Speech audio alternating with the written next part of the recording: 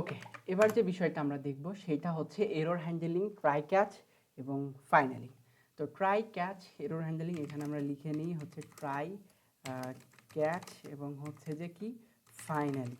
তো এই তিনটা বিষয় হচ্ছে আমরা এরর হ্যান্ডেলিংয়ে দেখব।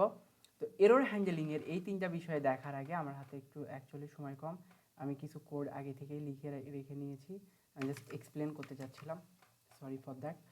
ফাংশন ডিভাইড নাম্বার, এখানে একটা ডিভাইড নাম্বার ফাংশন নিয়েছি, এখানে এ এবং বিকে পাস করে দিয়েছি, এখানে ট্রাই করা হচ্ছে। ট্রাইয়ের ভিতরে ইফ নামে একটা কন্ডিশন আছে যেখানে টাইপ অফ যদি নাম্বার হয় তাহলে টাইপ অফ বিও নাম্বার হতে হবে, দুইটার একটা কিন্তু নাম্বার হতেই হবে। তো এখানে থ্রো নিউ টাইপেরও শুধুমাত্র সংখ্যা দিন। যদি এই যে আমরা যেমনটা আগে শিখেছি যে টাইপ অফ দিয়ে আমরা কি করতে পারি, যে ডেটা টাইপের যে কোন ডেটা টাইপ সেটা টাইপ দেখতে পারি টাইপ অফ দিয়ে। এখানে বলতেছে যদি টাইপ অফ এ নাম্বার না হয় বা টাইপ অফ বিও যদি নাম্বার না হয়, মানে দুইটার একটা শর্ত যদি না হয়, তাহলে এখানে আমাকে বলবে যে শুধুমাত্র সংখ্যা দিন। এখানে ইফ বি যদি শূন্য হয় তাহলে এখানে বি যদি বি মান যদি শূন্যই হয় তাহলে কি বলবে যে শূন্য দিয়ে ভাগ করা যাবে না, একটা এরর দিবে। এবং এরপরে কনস্ট রেজাল্ট আসবে যেখানে এ কে বি দিয়ে ভাগ করবে, মানে সিমস লাইক এ ক্যালকুলেটর। এখানে কনসোল ডট লগে ফলাফল বলবে যে রেজাল্ট। এবং ক্যাচ এরর যদি ইনস্টেড অফ টাইপে কোনো সংখ্যা এরর হয় তাহলে টাইপ এরর দিবে।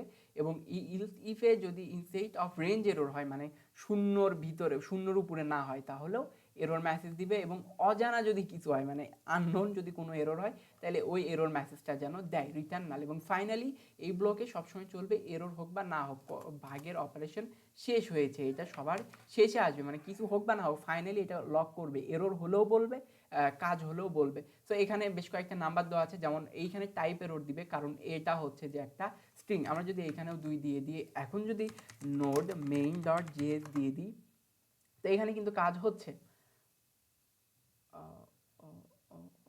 এই যে এখানে ইংরেজি বাংলা টাংলা লিখে দিছে, তো মানে ইয়ে দিয়ে লেখানো, তো এখানে কিন্তু কাজ করতেছে। এখানে যদি আমি এ পাস করি, ধরুন এ পাস করলাম, এখন যদি আমি নোড মেইন ডট জেএসকে দিয়ে রান করাই, তাহলে কিন্তু আমার শেষেরটাই যে টাইপ এরর দিল, শুধুমাত্র সংখ্যা দিন। হ্যাঁ, এই হচ্ছে আপনার টাইপ অফ এররের যে ইনপুটের যে টাইপ অফ রয়েছে সেইটার এরর সিস্টেম।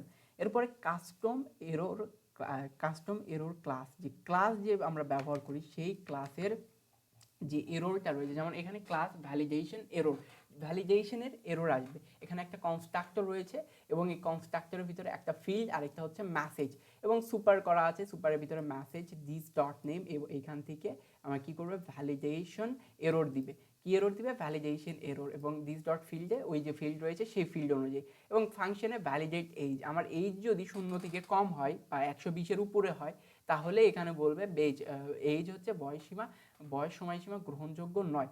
এবং আরেকটা ট্রাই কাজ করবে যেখানে ভ্যালিডেট এইজ যদি 5-এর নিচে হয় তাহলে এরর বলবে যে মাইনাস যদি হয় আর কি, তাহলে বলবে যে এই ফিল্ড হচ্ছে -5 বা এরকম কিছু গ্রহণযোগ্য নয়। তো আমরা যদি মেইন ডট জেএসি, মানে এইখানে বিষয়টা হচ্ছে খুবই সিম্পল। আমরা যদি আমাদের যে এইজের ইনপুট রয়েছে সেই ইনপুটটা যদি এখানে আমি আরেকবার বোঝাই দেওয়ার চেষ্টা করি, আমাদের যে ইনপুট রয়েছে সেটা যদি 0 থেকে কম হয় বা 120-এর উপর হয় তাহলে আমাদেরকে ভ্যালিডেশনের এরর দিবে যে আপনার বয়সীমা গ্রহণযোগ্য নয়। এবং যদি সেটা ট্রাই করবে মাইনাসের ভ্যালুতে বা -5-এ মাইনাসের ভ্যালুতে থাকে তাহলে সে একটা এরর ক্যাচ করবে। এবং ইফ যদি ইনস্টেড অফ ভ্যালিডেশন এরর হয় তাহলে আমাদেরকে বলবে যে আপনার ফিল্ডে এই ইনপুটে সমস্যা রয়েছে। এবার আমরা হচ্ছে যে যেটা করব সেটা হচ্ছে এই ছিল আমাদের